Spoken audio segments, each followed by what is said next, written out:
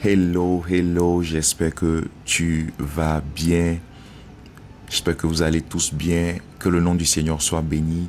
Euh, J'espère que cette petite exhortation que j'ai aujourd'hui va te bénir et que Dieu va te faire grâce au travers de sa parole afin que cette parole puisse transformer quelqu'un. J'aimerais terminer ma petite exhortation aujourd'hui que j'ai commencé récemment sur le peuple de Génézareth. Et bien avant de continuer, il est important pour moi de présenter des excuses parce que certains l'ont remarqué.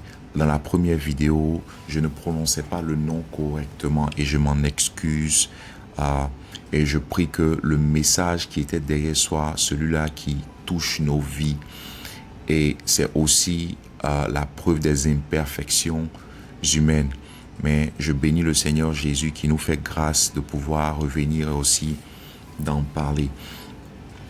J'aimerais continuer et finir avec cette petite exhortation. Il est important de dire que la Bible dit que nous connaissons en partie. Alors, je connais un petit peu, je ne connais pas tout. Et je crois personnellement que là, pendant que tu m'écoutes, ou même bien avant de m'écouter, Dieu t'avait révélé des choses sur cette exhortation-là, sur ce passage-là dans la Bible, dans le livre de Matthieu 14, 34 à 36. Et tu peux aussi édifier quelqu'un au travers de ton exhortation. Et aussi me partager cela et je serai aussi béni par cela. Rapidement, pour faire un récapitulatif, lorsque nous avons lu le livre de Matthieu chapitre 14, versets 34 à 36, on nous parle ici de Jésus qui accoste la rive à Génézareth, dans le pays de Génézareth, et la Bible dit que au verset 54, les gens ayant aussitôt reconnu Jésus, qu'est-ce qu'ils ont fait au verset 55? La Bible dit, parcouru tous les environs et l'on se mit à apporter les malades sur des lits partout où l'on apprenait qu'ils étaient. Et qu'est-ce qui s'est passé? Le peuple de Génézareth a reconnu Jésus. Alors qu'est-ce qu'ils ont fait? Ils se sont promenés partout dans les environs afin d'apporter les malades qui étaient sur des lits à Jésus pour que Jésus puisse les guérir. Et Jésus l'a fait. La Bible dit que il demandait seulement à toucher le bord de la robe de Jésus, le bord de son vêtement.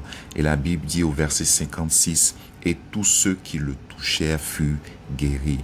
Alors Jésus arrive là dans ce pays de Génézareth et qu'est-ce qui se passe? On reconnaît que c'est Jésus, on parcourt la ville, on amène les malades qui sont sur les lits, afin, la Bible dit, on apportait les malades sur des lits, partout où l'on apprenait qu'il était. Et lorsqu'on amène des malades, ils recevaient leur guérison. On l'a dit la dernière fois, Jésus a encore la capacité de te guérir. Et on a aussi dit qu'il est important que Dieu te connecte en cette année à des personnes qui vont te conduire à Jésus, qui vont te rapprocher de la présence de Jésus. C'est important. Aujourd'hui, nous allons finir avec ce point-là et apporter quelque chose. Vous savez, voici le scénario. Des personnes sont malades dans le pays de Génézareth. Ces personnes n'ont pas la capacité de se déplacer d'elles-mêmes, peut-être, pour aller vers Jésus afin d'obtenir la guérison. Certaines d'entre elles ne pouvaient peut-être pas marcher. Qu'est-ce qui se passe? Des personnes décident donc de parcourir tous les environs afin d'apporter les malades à Jésus. Je suis sûr que ces personnes qui portaient les malades à Jésus étaient aussi des proches de ces malades-là, ou c'était des personnes qui les connaissaient. Vous savez, porter des malades à Jésus, porter des malades ou apporter les malades à Jésus, ou porter des malades sur le lit jusqu'à Jésus, c'est aussi une forme d'intercession. C'est aussi une forme d'emmener le cas, la condition de quelqu'un qui est faible ou quelqu'un qui se retrouve cloué au lit à Jésus. Amen. Vous savez, là, pendant que tu m'écoutes, peut-être autour de toi, il y a des personnes qui sont clouées au lit à cause d'une maladie physique, à cause d'une maladie au niveau émotionnel. Des personnes sont clouées au lit peut-être à cause de la déception, à cause d'un problème financier récurrent, à cause d'une difficulté qui ne s'arrête pas, qui ne fait que s'accroître. Il y a des personnes autour de toi qui ont besoin d'être apportées à Jésus, qui ont besoin d'être portées vers Jésus. Mon exhortation ce jour, c'est que Dieu fasse de toi le porteur de ceux qui sont faibles à Jésus. Que dans leur moment de faiblesse, tu sois la personne qui parcourt les environs afin d'emmener leur cas à Jésus, dans la prière, dans le jeûne, dans l'intercession. Que tu ne restes pas indifférent aux souffrances de ton entourage. Je vais aller encore plus loin. Vous savez, moi, je suis quelqu'un personnellement qui chérit vraiment les valeurs de la famille. Et Dieu m'a fait grâce avec une famille formidable. Je peux parler notamment de ma famille nucléaire, mon épouse. Mais je parle aussi de mes parents, de mes cousins, de mes frères. Je parle aussi de mon entourage. Vous savez, les valeurs familiales sont très importantes. Dieu a la capacité, Dieu m'a fait comprendre un jour qu'il a la capacité. Je cherche la manière dont je peux mettre ça sur la table pour qu'on comprenne. Dieu m'a fait comprendre un jour qu'il a la capacité de créer un être humain sans famille. On l'a vu pour Adam et Ève. Mais Dieu fait naître des personnes au travers des familles. C'est pour qu'il y ait cette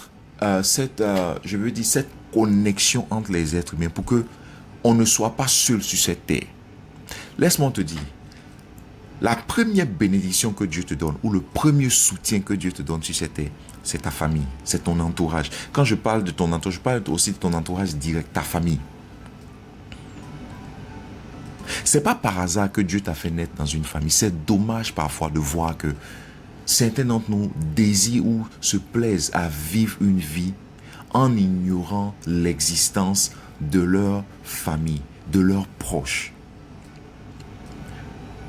C'est dommage parfois qu'on continue de vivre alors que dans notre famille, les gens qui sont proches de nous sont cloués au lit à cause d'une situation, à cause d'une maladie, à cause d'une dépression, à cause d'une condition qui les détruit jour après jour. Et nous restons silencieux. Quand cette année, tu ne te taises pas pour les conditions difficiles des membres de ta famille, des membres de ton entourage, que tu sois l'intercesseur, que tu sois le porteur de ces cas-là à Jésus en cette année, que tu ne restes pas indifférent.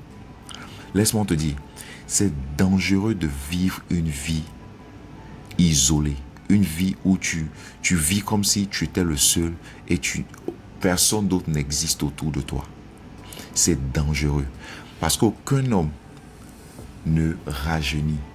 Tout le monde finit par vieillir. Ce que tu es capable de faire aujourd'hui, il aura un temps où tu ne pourras plus le faire. Quelqu'un d'autre deviendra ton soutien. Et même si tu ne vieillis pas vite, il y aura un jour dans la vie où tu auras besoin des gens. J'ai envie de dire quelque chose, ça peut vraiment peut-être choquer ou être un peu fort, mais même pour enterrer quelqu'un, on demande l'implication des membres de sa famille. Ça veut dire que toute ta vie, tu ne peux pas vivre en fermant les yeux sur les conditions de ta famille. Ta présence dans ton entourage, dans l'environnement où Dieu t'a créé, dans l'environnement où Dieu t'a mis, ne peut pas être égale à ton absence. Il faut que tu sois celui-là qui parcourt les environnements spirituels de ta famille, les environnements de ta famille, afin de localiser ceux-là qui ont besoin d'être menés à Jésus, afin de porter leur cas vers Jésus pour qu'ils reçoivent leur guérison, leur délivrance. Que tu sois l'intercesseur de ton entourage. Ce n'est pas par hasard que tu te retrouves dans cet environnement où tu te trouves là. Il y a un objectif derrière ça. Ce n'est pas par hasard que tu te retrouves à Génézareth. C'est parce que Jésus avait planifié de venir et il savait que tu allais être celui-là qui allait faire partie de ceux qui allaient recenser tous les malades de Génézareth afin de les porter à Jésus. Que tu sois l'intercesseur et celui-là qui se lève pour ceux qui souffrent. Mon deuxième point, c'est que la maladie peut être aussi spirituelle. Ça peut être quelqu'un qui est peut-être tombé dans quelque chose. Au lieu d'éloigner, d'isoler cette personne, que tu sois celui-là qui tend la main à cette personne qui est aujourd'hui tombée et qui est faible aujourd'hui, afin de lui dire, je connais quelqu'un qui peut te pardonner. La Bible dit, approchons-nous donc avec assurance du trône de la grâce afin d'obtenir quoi? Miséricorde et d'être soutenu dans tous nos besoins.